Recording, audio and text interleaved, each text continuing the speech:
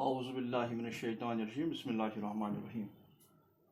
عزیز طلباء السلام علیکم. امید ہے کہ آپ خیریت سے ہوں گے. ہم نے پہلے میر درد کی 2 غزلیں پڑھی اور ان کی تشریح بھی کی اور جو اس میں مشقی سوالات ہیں وہ بھی کیے. آج ہمارا لیسن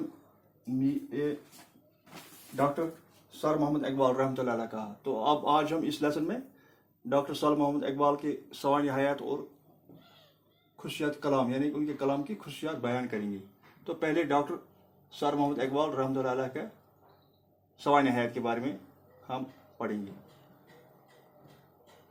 اقبال 9 نومبر 1877 عیسوی کو سیالکوٹ کے علمی شہر میں پیدا ہوئے.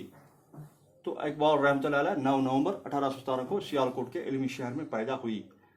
آپ کے والد شیخ نور محمد بڑے دیندار اور عبادت گزار آدمی تھے. جو آپ کے والد محترم تھے شیخ نور محمد بڑے دیندار اور عبادت گزار آدمی تھے. تو چنانچہ ان کی تربیت کا فیضان تھا کہ اقبال رحمۃ اللہ علیہ بچپن ہی سے ایک عارفانہ رنگ میں رنگ گئے. چونکہ یہ صحبت کا نتیجہ تھا کہ اقبال بچپن ہی سے ایک عارفانہ رنگ میں رنگ گئی. آپ کی ابتدائی تعلیم مکتب میں ہوئی. جو آپ کی ابتدائی تعلیم وہ مکتب میں ہوئی اور پھر آپ انگریزی تعلیم کے لیے اسکول میں داخل ہوئے. تو انگریزی تعلیم کے لیے آپ اسکول میں داخل ہوئی.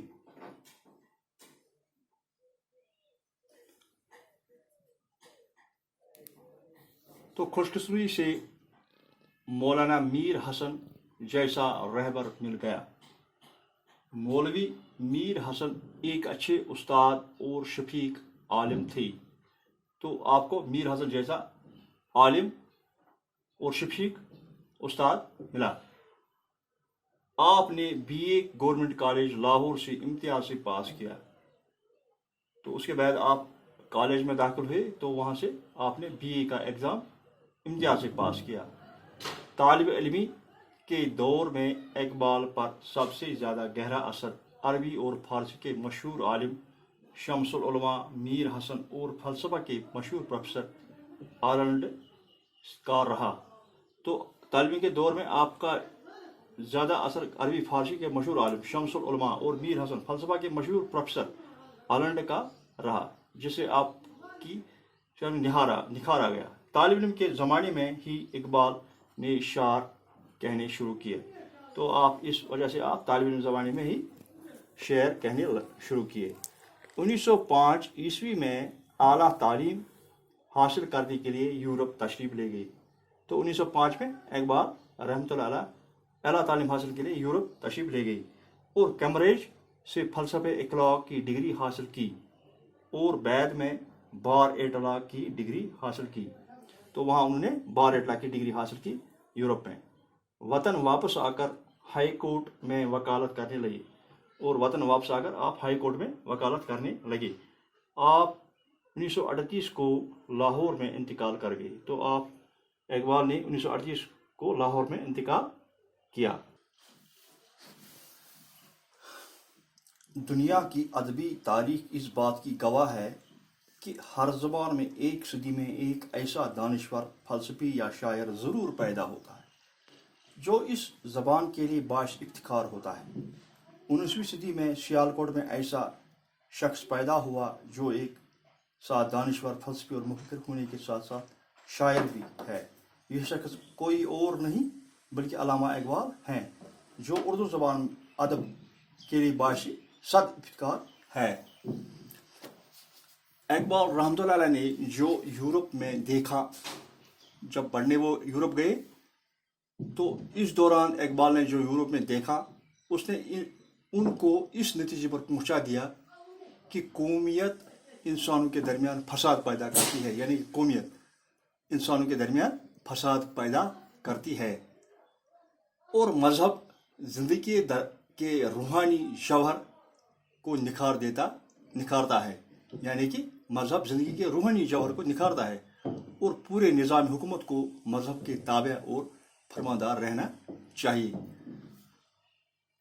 نظام حکومت کو مذہب کے تابع اور فرماندار رہنا چاہیے. اقبال اسی فلسفے کو پوری زندگی پیش کرتے رہے. تو اقبال اپنی شاعری میں اسی فلسفے کو پوری زندگی پیش کرتے رہے.